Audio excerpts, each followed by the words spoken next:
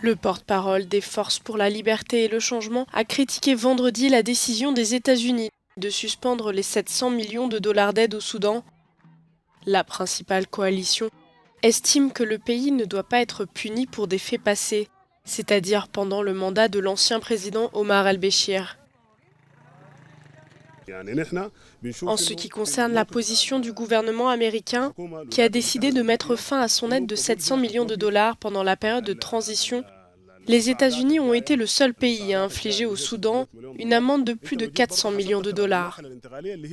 Ils nous ont infligé une amende de plus de 400 millions de dollars pour des crimes que nous n'avons pas commis, mais qui ont été commis par le régime précédent.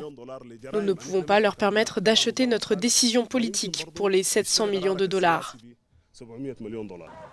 Depuis jeudi, l'armée soudanaise procède à la réouverture de certaines rues et ponts. Ils avaient été bloqués par les manifestants en réaction au coup d'État de lundi.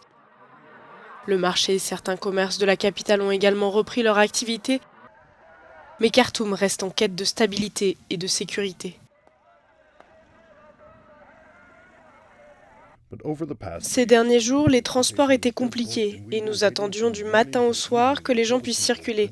Maintenant, Dieu merci, le marché fonctionne et les gens sont là. Nous sommes allés travailler et nous continuerons à travailler. Le pays est sûr et les ponts sont ouverts. Depuis le coup d'État du général Al-Burhan lundi, au moins 9 personnes ont été tuées et plus de 150 blessées dans les manifestations qui secouent la capitale.